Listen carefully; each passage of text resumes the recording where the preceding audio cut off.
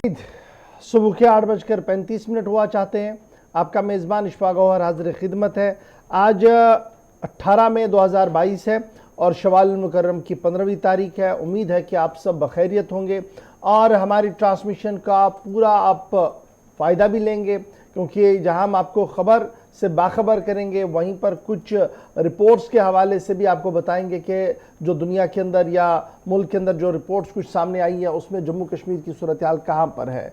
जहां जम्मू कश्मीर की बात होगी वहीं पर मुल्क के अंदर सियासत की भी बात करेंगे और बैनुल-अक़वामी सतह पर क्या कुछ चल रहा है उस पर भी गुफ्तगू करने की कोशिश करेंगे। सुबह 10 बजे तक इस ट्रांसमिशन को आप देखेंगे, तो फटाफट से हमारे ट्रांसमिशन को देखने के लिए टीवी का तो आप इंतज़ार कर ही रहते हैं, लेकिन इसके साथ साथ आप फेसबुक, ट्विटर, इंस्टाग्राम के साथ साथ हमारी ऑफिशियल वेबसाइट पर ही ज़रूर आइएगा, जहां पर लॉगिन, सब्सक्राइब और शेयर कीजिएगा, ताकि आप और हम बराह रास्त और बिलवास्ता बात भी कर सके और आप अपनी आरा लगातार हम तक पहुंचा सके। उम्मीद है कि ये सारी ज़राया जो है ये आपके और हमारे रिश्ते को और मजबूत करेंगे। फिलहाल आज के प्रोग्राम की करते हैं शुरुआत, चूँकि आज 18 मई है और 18 मई को माजी में क्या कुछ हुआ है बताएंगे मेरे साथी आसिफ रशीद आपको।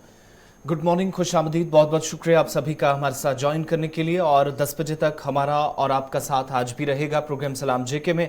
आखिरी 20 मिनट आपके नाम रहेंगे, लेकिन तय फॉर्मेट से प्रोग्राम का आगाज करेंगे। और बात सबसे पहले हिस्ट्री ऑफ द डे की।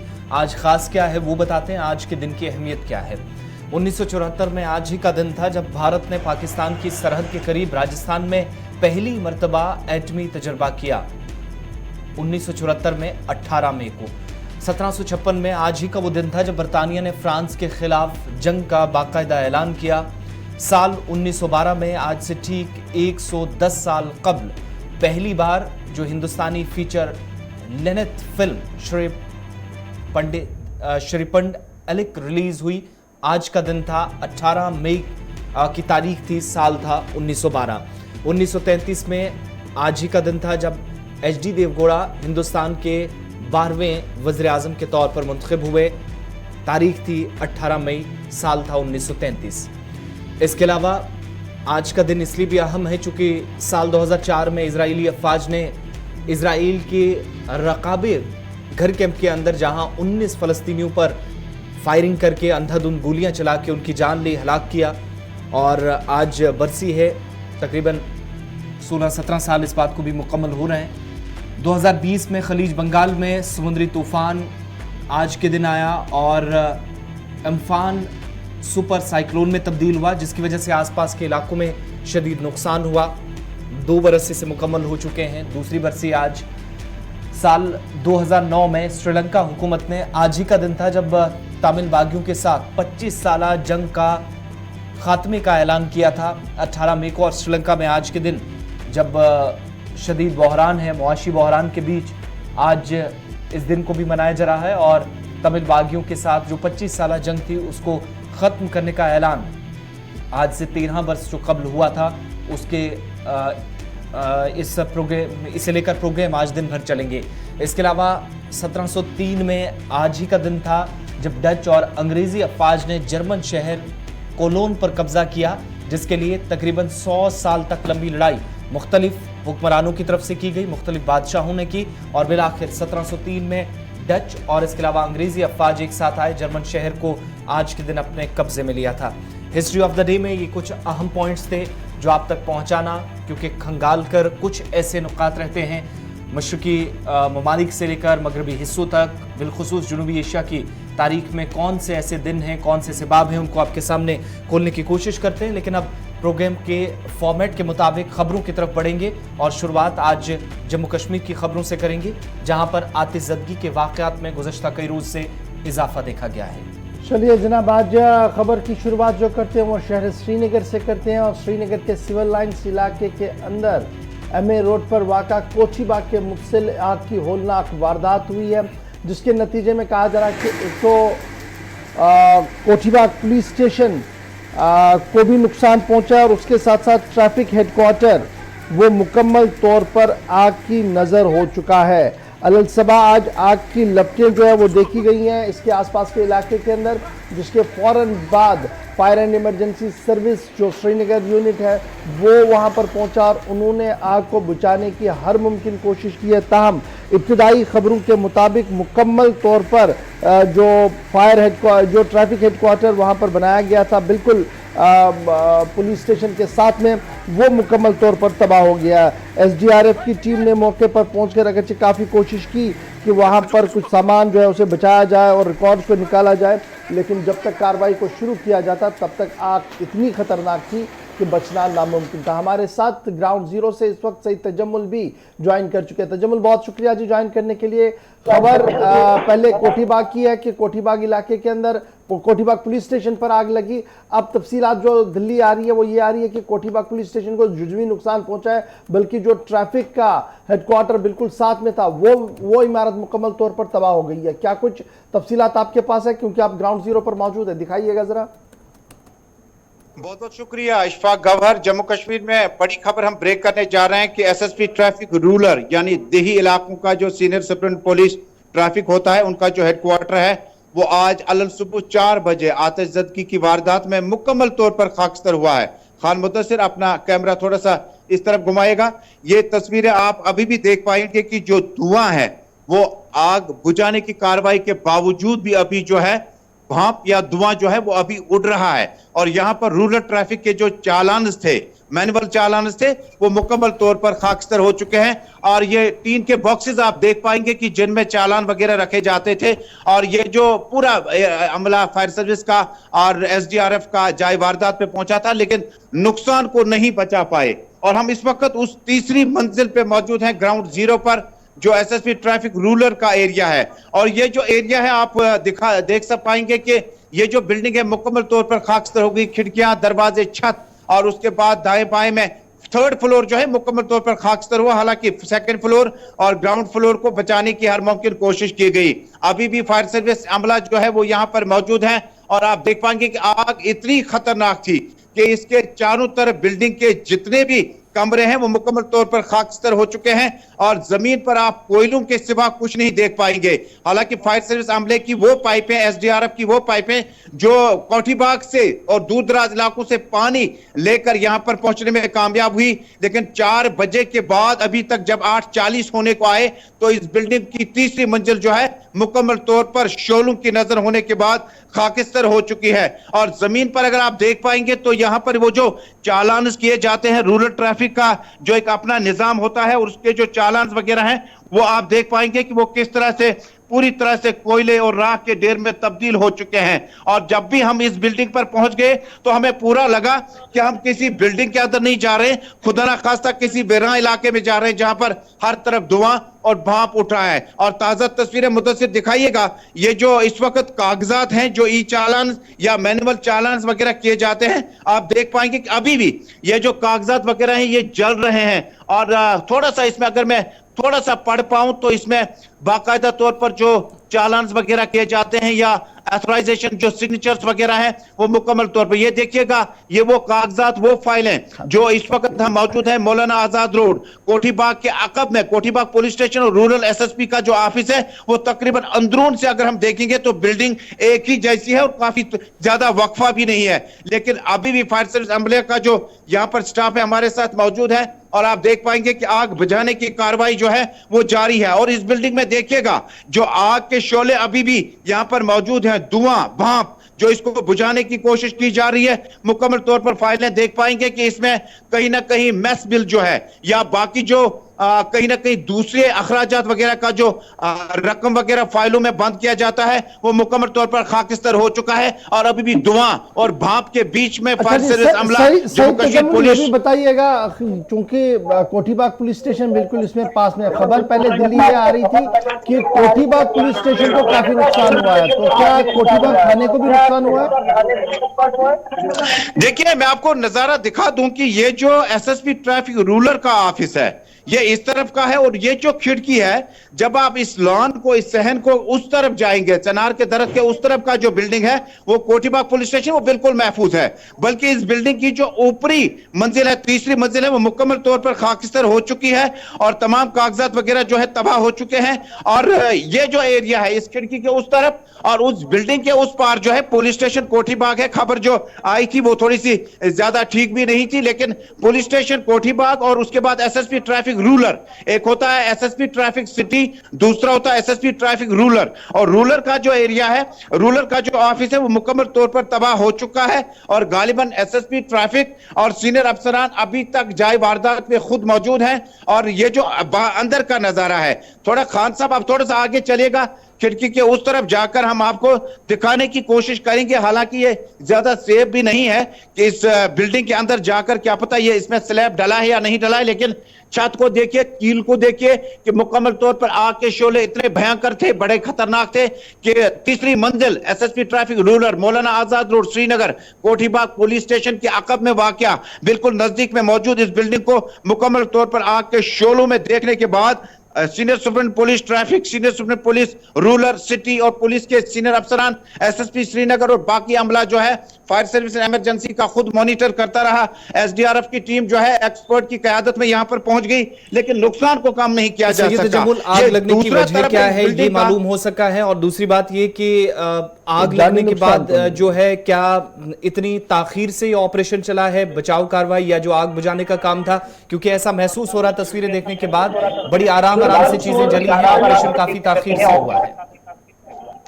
देखिए, ऑपरेशन को शुरू करने के लिए जो ही 4 बजे, जो हमें डिटेल्स अभी तक ऑफिशियल्स यहां बता रहे हैं कि 4 बजे अचानक ये खबर आई कि आग के शोले नमूदार हुए SSP traffic rural Maulana Azad road के इस ऑफिस के पास में। और उसके बाद जब तक पानी का इंतजाम किया जाता, जो कि मैं थोड़ी देर में आपको वॉक थ्रू में तमाम तस्वीरें दिखा दूं कि पानी का जो जखीरा था वो कहां पर था। और पानी को पाइपें बिछाने के लिए आपको रेजिडेंसी रोड के मुतअद्दिद इलाकों से पानी लाना पड़ा और किन किन इलाकों तक, जब तक यहां तक गाड़ियां पहुंच जाती और पाइपों को ऊपर तक ले जाते, क्योंकि ऑपरेशन में बड़ी रुकावट यह थी कि आग इतनी खतरनाक है, चूंकि ये बिल्डिंग जो है, जब आप दीवारों की बात करें तो कंक्रीट है, जब आप छत की बात करते तो अमूमन यहां पर लकड़ी का इस्तेमाल होता है छत तामीर करने के लिए। तो आग इतनी भयंकर थी, ऊपर आने में रुकावट आ गई है। और कहते हैं कि कई फायर सर्विस अमले के एहलकार जो है बचाव कार्रवाई के दौरान मामूली जख्मी भी हुए हैं। और अभी जब हम यहां आए तो हमें बताया गया कि ज्यादा सेफ नहीं है ऊपर जाना, लेकिन फिर भी चूंकि नाजरीन के लिए गुलिस्तान न्यूज़ नेटवर्क जम्मू कश्मीर के घर घर की आवाज है, यहां तक पहुंचते पहुंचते जब हम ऊपर आए तो अभी भी यहां पर अगर आप देखेंगे तो आपको कहीं ना कहीं कोयले, राख, फाइलों के वो राख के निशानात नजर आएंगे। और जो लकड़ी के मुख्तलिफ छत से गिरकर जो चीजें नीचे आई हुई हैं, यहां तक पहुंचना भी मुश्किल था। और पाइप का इस्तेमाल करके आप कितनी पाइपें लगवाते, क्योंकि अचानक आग जाहिर होने के बाद इस बिल्डिंग को चारों तरफ से आग ने अपनी लपेट में लिया और पूरी तरह से तीसरी मंजिल जो है खाकिस्तर हो चुकी है। और यहां बचाव कार्रवाई में बड़ी परेशानियों का सामना भी करना पड़ा। कंफर्म कर रहे हैं, देखिए ऑफिशियल्स के अभी तक चूंकि बचाव कार्रवाई के बाद SDRF, traffic police, fire service, Jammu Kashmir police, executive police और मुख्तलिफ विंग्स जो थी, डिप्टी कमिश्नर का एसडीआरएफ विंग और बाकी विंग्स जो है वो जाए वारदात पे पहुंच गए थे। और फिलहाल हम ये बता पाएंगे कि चूंकि आग लगने की वजूहात हो सकता है कि शॉर्ट सर्किट ही हो, क्योंकि अमूमन जब छत से जाहिर होती है आग तो अमूमन शॉर्ट सर्किट का ही कहीं ना कहीं मामला खड़ा हो जाता है। लेकिन जो नुकसान हुआ है उसमें मुकम्मल तौर पर जो फाइलें हैं, जो ट्रैफिक पुलिस के चालान थे, रूरल एरिया के जो मेस के बिल्स थे, जो बाकी अखराजाती बिलों की फाइलें थी, वो मुकम्मल तौर पर खाकिस्तर हो गई है। और यहां से एक तिनका भी बचाने में बचाव कार्रवाई के दौरान पुलिस या एसडीआरएफ की टीम कामयाब नहीं हो सकती। बहुत बहुत शुक्रिया सईद जमल तमाम जानकारी के लिए। तकरीबन 5 घंटे का वक्त खत्म होने जा रहा है और आग जो नमूदार हुई थी उसके असरात अभी भी देखे जा रहे हैं, जहां पर चंद एक इलाकों के अंदर, चंद एक हिस्सों में इस इमारत के अंदर कुछ जरूरी कागजात थे, बिल्स थे, बाकी चीजें थी, वो आग की नजर हो गई हैं। नुकसान बहुत ज्यादा हुआ है, इसका तखमीना आहिस्ता आहिस्ता दिन गुजरने के साथ साथ जरूर लगाया जाएगा। लेकिन इब्तदाई रिपोर्ट्स के मुताबिक आग शॉर्ट सर्किट की वजह से लगी है, जिसके पर ऑफिशियल कंफर्मेशन भी आना बाकी है। और चंद एक अफराद की जो बचाव कार्रवाई का हिस्सा थे, ऑपरेशन का हिस्सा थे, वो जख्मी भी हुए हैं, इस तरह की भी इतलात है। 4 बजे के आसपास ये वाकया पेश आया और उसके बाद अब 9 बजने जा रहे हैं। तकरीबन 5 घंटे के बाद भी मुकम्मल तौर पर आग पर काबू पा तो लिया गया है, लेकिन कुछ एक हिस्सों में जो इमारत में सईद जमुल बता भी रहे थे बराह रास्त, अभी भी आग के शोले भड़के हैं, जिसकी वजह से ऐसा महसूस होता है कि पूरी इमारत जो एक साथ आग की चपेट में आई है, नुकसान काफी ज्यादा हुआ है। आग की इस खबर के बाद अब बात जरा सलामती सूरत हाल की भी करते हैं। और कल शाम से ही आपको हम बता रहे हैं कि जम्मू कश्मीर के अंदर मिलिटेंसी मुखालिफ ऑपरेशंस अपनी जगह, लेकिन आए रोज कहीं ना कहीं ग्रेनेड हमलों का होना भी, इस तरह के इंसिडेंट्स भी सामने आते हैं। और तस्वीरें रात देर गई की आपके सामने हैं शुमाली कश्मीर के बारामूला जिले की, जहां पर दीवान बाग इलाके में एक बार फिर से पुलिस बयान के मुताबिक मिलिटेंट्स की तरफ से हमला किया गया, जिसमें 3 अफराद जख्मी, जबकि राजौरी के एक 52 साला शहरी की मौत की भी तस्दीक कर दी गई है। इशफाक, अभी तक इस हमले में चलिए, जो हमला हुआ है जी, ये दरअसल शराब की जो नई दुकानें खुली हैं उनमें ही एक दुकान थी बारामूला के अंदर, जहां पर माना जा रहा कि 2 स्कूटर पर सवार 2 लोग आए थे, एक बुर्का पहनकर था, वो उस मकाम पर पहुंचा जहां पर डिलीवरी होती है, जहां से शराब को लिया जाता था, और वहीं से उसने अंदर एक ग्रेनेड फेंका, जिसको जो जोरदार धमाके से फटा, जिसमें कई लोगों के जख्मी होने की पहले इत्तला आई है। रात भर बारामूला के कई इलाकों के अंदर छापामार कार्रवाइयां हुई है, तलाशी हुई है, लेकिन इब्तदाई रिपोर्ट के मुताबिक किसी के भी गिरफ्तारी की कोई खबर सामने नहीं आई है। इधर कई सियासी जमातों ने इस ग्रेनेड हमले की जहां मजम्मत की है, वहीं पर माना जा रहा कि पुलिस के आला अफसर यानी सूबाई सतह के अफसर जो है वो आज जाए वारदात पर जाएंगे और वहां पर अज खुद मुशाहिदा करने की कोशिश करेंगे कि क्या कुछ वहां पर हुआ है। कुल मिलाकर शराब खाने पर कल हमला हुआ है, 3 लोग जख्मी हुए हैं, और यह भी माना जा रहा कि जब यह हमला हुआ तो स्कूटर पर सवार जो थे वो मिलिटेंट आए थे जिन्होंने ये कार्रवाई की है। ताहम अभी FIR दर्ज कर ली गई है और FIR दर्ज करने के साथ ही कार्रवाई को आगे भी बढ़ाया गया है। तो ये तो थी जनाब खबर कल वाली, लेकिन अब जरा एक अहम खबर की ओर आपका तवज्जो मबजूल करवाते हैं, और ये मामला आपकी और हमारी सेहत के हवाले से है। और जब एदाद-ओ-शुमार आपके सामने रखेंगे तो ये समझिएगा कि ये एदाद-ओ-शुमार जो है ये जारी किए गए हैं नेशनल हेल्थ फैमिली जो NFS रिपोर्ट हम आपके सामने लगातार रख रहे हैं, उसी में ये रिपोर्ट सामने आई है। और ये रिपोर्ट बता रही है कि जम्मू कश्मीर के अंदर सूरत हाल जो है वो किस तरीके की है कि अब ब्लड प्रेशर के मरीजों की तादाद भी सूबा कश्मीर के अंदर बढ़ रही है। और जब जम्मू कश्मीर के ओवरऑल सिचुएशन की हम बात करते हैं तो अभी तक एदाद-ओ-शुमार ये बता रहे हैं कि 10% मर्द और 11% ख्वातीन हाइपरटेंशन की शिकार है जम्मू कश्मीर के अंदर। और उसके साथ साथ जब हाइपरटेंशन के साथ नॉर्मल ब्लड प्रेशर की बात करें तो एदाद-ओ-शुमार ये बताते हैं कि 36% ख्वातीन और 31% मर्द नॉर्मल ब्लड प्रेशर जिनका मॉनिटर किया गया है। तो कुल मिलाकर जब इस सर्वे को आप देखते हैं, NHFS की जो सर्वे रिपोर्ट सामने आई है उसके हिसाब से माजी में जब आप कंटिन्यूसली पिछले कई सालों का हवाला देखते हैं, उसके मुकाबले में ये मर्द जो है ये बढ़ रहा है। गुज़श्ता कई दिनों से हम मुख्तलिफ पहलुओं पर गुफ्तगू कर रहे हैं। बच्चों के अंदर खुर्दनोश की कमी की वजह से जो परेशानियां, उस पर हमने गुफ्तगू की, क्योंकि मामला आपकी और हमारी सेहत वाला था। कैंसर को लेकर जो रिपोर्ट सामने आई थी उस पर भी हमने गुफ्तगू की। लेकिन आज NFS जो मान रहा है, उनका मान रहा है कि hyper tension, hyper blood pressure जो है, जिसे आपके हाइपर टेंशन जो है वो सबसे ज्यादा 10% मर्दों में है, 11% ख्वातीन में, और नॉर्मल ब्लड प्रेशर जो है वो 36% ख्वातीन में और 31% मर्दों के अंदर है।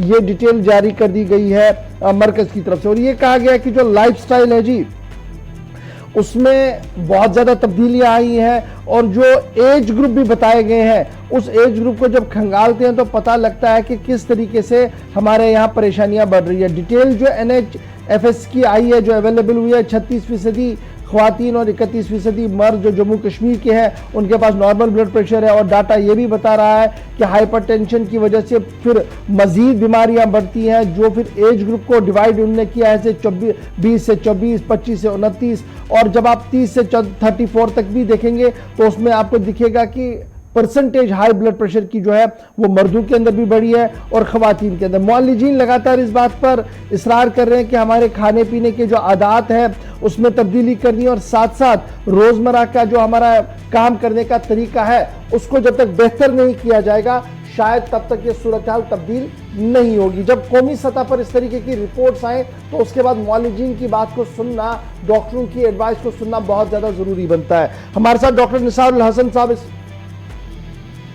चलिए थोड़ी देर में हमारे साथ डॉक्टर निसारुल हसन साहब ज्वाइन करेंगे, तो उनसे हम पूछेंगे, दरियाफ्त करने की कोशिश करेंगे कि किस तरीके से इस पूरे मर्ज से निपटा जा सकता है। और ये जो रिपोर्ट्स आ रही हैं ये अलार्मिंग है, क्योंकि पहले हमने ख्वातीन के हवाले से आपको बता दिया, उसके बाद मर्दों के हवाले से बता दिया, और अब जो सूरत हाल है वो ये है कि ओवरऑल हाइपरटेंशन की बीमारी जो है वो सबसे ज़्यादा उभर कर सामने आ रही है। तो हाइपरटेंशन जो इस वक्त है वो ज़्यादा देखा गया है। 0.3% लोग मेडिसिन भी ले रहे हैं, लेकिन मेडिसिन लेने के बावजूद भी उनका कोई फ़र्क नहीं पड़ रहा है। और कुछ लोग मुआलिजीन के पास जाते ही नहीं है, जिसकी वजह से फिर किडनी फेलियर और दीगर चीज़ों का भी खुलासा इस रिपोर्ट के अंदर देखने को मिला। अगर आपने इस रिपोर्ट का मुकम्मल खुलासा देखना है तो आप हमारी ऑफिशियल वेबसाइट पर ज़रूर आइएगा, वहाँ पर हमने इस रिपोर्ट को अवेलेबल रख लिया है ताकि आप देख सकें कि किस तरीके की सूरत हाल जो वो हमारे यहाँ बन रही है। तो कुल मिलाकर सूरत ये है कि 10 और 11% हाइपरटेंशन पूरे जम्मू कश्मीर के अंदर है। ये हाइपरटेंशन होता क्यों है और इससे कैसे बचा जा सके, मुख्तसर सी बात मुआलिजीन के साथ हम जानने की कोशिश करें। हमारे साथ डॉक्टर निसारुल हसन साहब मारूफ मुआलिज हैं वादी कश्मीर के। बहुत बहुत शुक्रिया डॉक्टर साहब ज्वाइन करने के लिए। सूरत हाल आपके सामने जी, जो रिपोर्ट हम बता रहे हैं कि जो NFS की आई है, NHFS की आई है, उसमें यह साफ कर दिया गया है कि हाइपरटेंशन भी एक मर्ज ऐसा है जो लगातार बढ़ रहा है जम्मू कश्मीर के अंदर, और इसमें ख्वातीन और मर्द दोनों शामिल है, और बच्चों के अंदर भी इस चीज को देखा गया है। जो एज ग्रुप की डिटेलिंग दी गई है। देखिए, हर साल हम वर्ल्ड हाइपरटेंशन डे इसीलिए मना रहे हैं।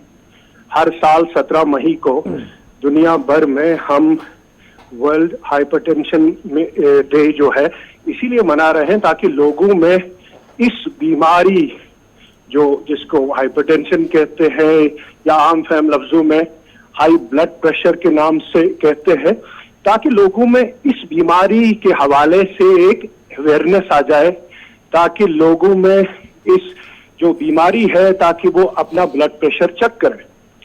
देखो, जो 2017-18 में इसकी जो डेफिनेशन ही बदल दी, जो न्यू गाइडलाइंस है उसके हवाले से जो नंबर उन्होंने दिया है अमेरिकन हार्ट एसोसिएशन ने या अमेरिकन कार्डियोलॉजिकल ग्रुप ने, उसमें जो ब्लड प्रेशर की जो लेवल है 130 and 80 इज हाइपरटेंशन नाउ।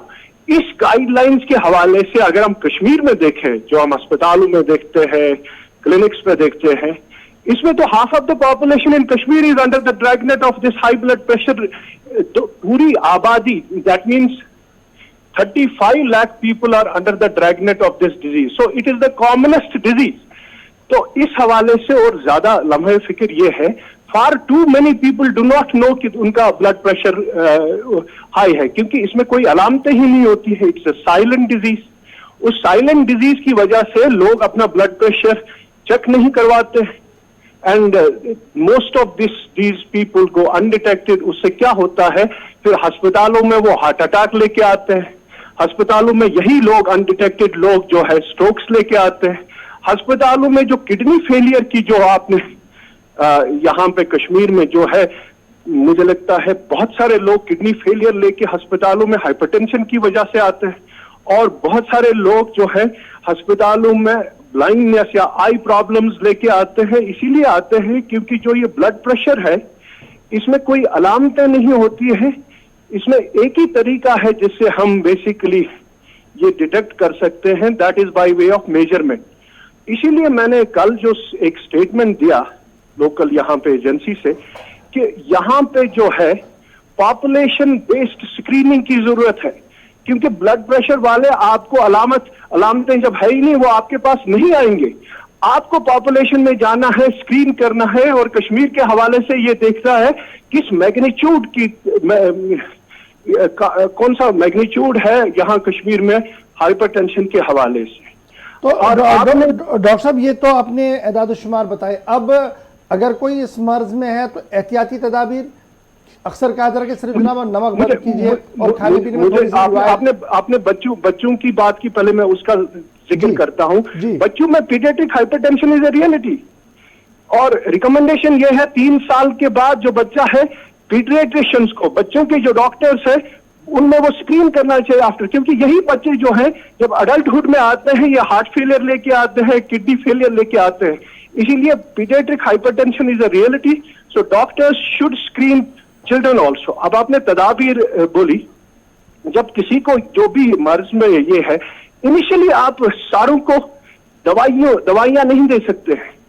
अगर किसी को माइल्ड है या मॉडरेट हाइपरटेंशन है, अगर लाइफस्टाइल जो मॉडिफिकेशन है, अगर लोग लाइफस्टाइल मॉडिफिकेशन करें जिसमें साल्ट रेस्ट्रिक्शन की बात आती है, वेट लॉस करना है और हेल्दी डाइट ले लेंगे, बहुत सारे जो हाइपरटेंशन जो लोग हैं उनमें दवाइयों की जरूरत नहीं पड़ेगी। दवाइयों की जरूरत तभी पड़ेगी जब ये लाइफस्टाइल मेजर्स आप में काम नहीं करेंगे। इसीलिए लोगों से मेरी ये इस्तदा है कि फौरन आप ब्लड प्रेशर अगर आप चेक करवाते हो, आपका जो रीडिंग्स है हाई है, हायर देन नॉर्मल है, इमीडिएटली आप दवाई मत ले लो, इमीडिएटली आप लाइफस्टाइल मॉडिफिकेशन करो, जिसमें सबसे पहले जो है साल्ट रेस्ट्रिक्शन की बात आती है, जो हेल्दी डाइट है, फ्रेश फ्रूट्स एंड वेजिटेबल्स वो खा के, और जो वेट आपका है वो अगर ज्यादा है उसको रिड्यूस करो। और ये लाइफस्टाइल मॉडिफिकेशन काफी लोगों को ब्लड प्रेशर कंट्रोल रख सकता है। दवाइयां उसको हम देते हैं जिसको ये लाइफस्टाइल मॉडिफिकेशन काम नहीं करेंगे। और जो दवाइयों का सिलसिला है, इसका तरीका ये है, timing has to change. Bed time ये ब्लड प्रेशर पिल जो है लेना चाहिए आम लोगों को, इसलिए क्योंकि बहुत सारे जो स्टडीज है वो देखे गए हैं कि जो बेड टाइम हम देते हैं blood pressure pills, it prevents heart attacks and strokes. Doctor साहब, एक आखिरी चीज आपसे जानना चाहेंगे, चूंकि एक तासुर ये भी है कि दिमाग की बीमारियां या गुर्दे की बीमारियां, इसका भी एक सबब ब्लड प्रेशर है, और हर गुजरते दिन के साथ ब्लड प्रेशर बढ़ता है जैसे जैसे उम्र इंसान की बढ़ती है। इस पर क्या करने की मौजूदा वक्त में ज़रूरत है? और जो 15 साल से 30 साल की उम्र के दरमियान के जो लड़के हैं, लड़कियां हैं, टीनेजर्स हैं, क्या उनको भी इस तरह के खतरात लाहक हैं? देखो, ब्लड प्रेशर जो है हर एक एज में अब है। ये पहले ये कॉन्सेप्ट था कि ये ब्लड प्रेशर जो है ये इसमें कोई दो राय नहीं है कि जो एल्डरली लोग हैं या अडल्ट्स हैं उनमें ये ज्यादा पाया जाता है प्रेवलेंस।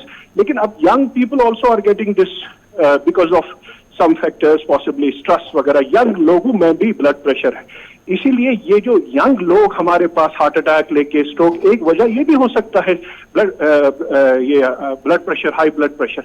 इसीलिए हमने ये कहा है कि जो भी आपके पास अब आएगा क्लिनिक, मैंने ये भी कल स्टेटमेंट में दिया है कि अस्पतालों में, क्योंकि ये कॉमनेस्ट डिजीज है, अस्पतालों में सेपरेट हाइपरटेंशन क्लिनिक्स की जरूरत है, क्योंकि जो भी ओपीडी में आता है मुझे लगता है अब उसको स्क्रीन करना चाहिए ब्लड प्रेशर के हवाले से। वही एक तरीका है, आप यंग लोगों को हार्ट अटैक से बचा सकते हो, यंग लोगों को ब्रेन अटैक से बचा सकते हो, स्ट्रोक से बचा सकते हो, किडनी फेलियर से बचा सकते हो, उनकी आंखों को बचा सकते हो।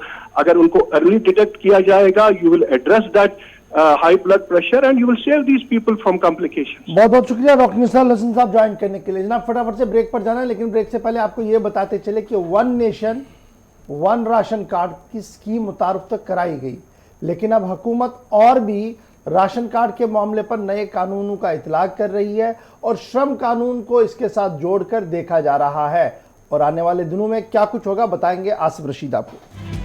बिल्कुल, राशन कार्ड होल्डर्स के लिए भी एक और इकदाम हुकूमत करने जा रही है, जहां पर राशन कार्ड में तब्दीलियां बड़े पैमाने पर बीपीएल और एपीएल के जुमरे में आने वाले लोगों के लिए देखी गई। वहीं राशन कार्ड से ई श्रम कार्ड को जोड़ने की भी तैयारी सरकार की तरफ से कर ली गई है। चूंकि मरकजी वजीर मेहनत और रोजगार भूपेंद्र यादव का एक बयान सामने आया है, जिसमें उन्होंने कहा कि आम तौर पर उन सभी लोगों के लिए जो मुख्तलिफ रियासतों के अंदर काम करने जाते हैं या मुहाजिर मजदूर हैं, तो पहले ये था कि नेशनल फूड सिक्योरिटी एक्ट के तहत मुख्तलिफ हिस्सों में उन्हें खुराक तो पहुंचाई जाती थी, दी जाती थी, जिस जगह वो जाते थे अपना घर बार छोड़कर वहां पर भी उन्हें राशन मिलता था। लेकिन अब जाकर जो ई श्रम कार्ड है, इससे पहले आप देखते थे कि आधार कार्ड जो है वो बेशतर ऐसे डॉक्यूमेंट्स हमारे हुआ करते हैं या हैं जिनके साथ इसको जोड़ दिया जाता था, लेकिन ई श्रम कार्ड जोड़ने का मतलब ये हुआ कि नए कवायद होंगे, नई गाइडलाइंस होगी, जहां रूल्स फ्रेम करने की बात हो रही है कि राशन कार्ड सभी उन लोगों को ज़्यादा मिलना चाहिए या राशन जो सरकार की तरफ से कम कीमतों पर या मुफ्त मिलता है वो मुस्तहिक अफराद तक पहुंचना चाहिए। वहीं अब सभी राशन कार्ड होल्डर्स के लिए आने वाले वक्त में one nation one ration card की इसी थ्योरी के तहत इसी पर मजीद काम करते हुए सरकार की तरफ से ई श्रम कार्ड को भी अहमियत दी गई है। ये वो ई श्रम कार्ड है जिसे सिर्फ 3 से 3.5 महीने अभी तक हुए हैं। जम्मू कश्मीर से लेकर मुल्क की बाकी रियासतों के अंदर भी बन रहा है, आज के वक्त में तैयार हो रहा है। और आइंदा जब भी आप राशन लेंगे तो आप देखेंगे कि इसको उतना ही जरूरी करार दिया जाएगा, जिसके लिए सरकार की तरफ से ये वजाहत की जा रही है कि आने वाले दिनों में राशन कार्ड के साथ जैसे आधार कार्ड जोड़ा गया था या पहले स्टेट सब्जेक्ट को जोड़कर देखा जाता था, उसी तरीके से अब जाकर उन अहम डॉक्यूमेंट्स में से, दस्तावेजात में से एक ई श्रम कार्ड भी होगा, जिसके बिना शायद राशन कार्ड मुस्तकबिल में लेना नामुमकिन होगा। और राशन सरकार का यह भी मानना कि न श्रम के पास जो वजारत मेहनत है उनके पास एक डिटेल है जी, ये जो इकोनॉमिकली अनसाउंड लोग हैं जिनके पास उतनी माली मामलत नहीं होती है और रिकॉग्नाइज या अनरिकॉग्नाइज काम वो करते रहते हैं और उनके पास उतना पैसा नहीं है और वो मुस्तहिक होते हैं कि स्टेट या सेंट्रल गवर्नमेंट की उन स्कीमों के जिससे उन्हें फ़ायदा मिले। यहाँ पर जो हम तकसीम कारी करते हैं, चाहे गेहूँ की करे, चाहे चावल की करे, चाहे चीनी की करे, तो वो उन गरीब और मोहताज लोगों तक पहुँचे जिनके पास उतना पैसा नहीं है कि वो ओपन मार्केट में जाकर खरीदे। इसलिए ये पहल जो है वो की जा रही है। आपको याद होगा कि कल भी हमने आपको बताया था प्रोग्राम में कि मुख्तलिफ तब्दीलियां हो रही है, बीपीएल की सर्वे दोबारा हो रही है, दीगर चीज़ें हो रही है। और यहाँ पर सरकार का ये मानना है कि जब हम इंटीग्रेट करेंगे जी ई श्रम पोर्टल को वन नेशन वन कार्ड से, उससे क्या होगा कि हमारे पीडीएस दुकानों पर, यानी पब्लिक डिस्ट्रीब्यूशन की जो दुकानें हैं, जो जहां पर हम कलेक्शन, जहां पर हम डिस्ट्रीब्यूशन करते हैं, वहां पर आसानी होगी उस डाटे को देखने की जो डाटा सरकार के पास होगा। यानी ई श्रम उनके पास ऑलरेडी होगा डाटा और उससे वो जो बीपीएल फैमिलियां हैं उन्हें आइडेंटिफाई करने में मदद होगी और उन्हें सरकार की मुराद देने में भी मदद मिलेगी। आने वाले दिनों में आहिस्ता आहिस्ता करके जो सरकारी चावल मिलता था गोदामों से या सरकारी चावल पब्लिक आउटलेट से मिलता था पीडीएस सिस्टम के जरिए से, शायद वो सब लोगों को अब ना मिले। और इसमें सरकार बाज़ाब्ता तौर पर एक क्राइटेरिया बनाएगी कि बीपीएल और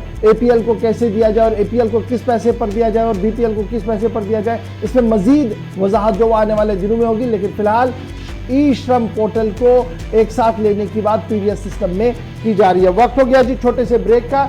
ब्रेक के बाद आपको बताएंगे कि जम्मू का नौजवान एक बार फिर सुर्खियों में है। कौन नौजवान है, क्यों सुर्खियों में, वो भी बताएंगे। और फिर आपको ये भी बताएंगे कि याद माजी कितनी अजाब है, क्योंकि जम्मू के लिए बड़े मंसूबों का वादा हुआ था, अभी तक क्या कुछ हुआ इस पर भी गुफ्तगू करेंगे। दिल्ली की खबर से भी आपको बाखबर करेंगे और आपको बताएंगे कि एक और यूनिट बनने जा रहा है। कौन सा यूनिट बनने जा रहा है, इसके लिए आपको हमारा साथ देना होगा। बताएंगे आपको छोटे से ब्रेक के फौरन बाद।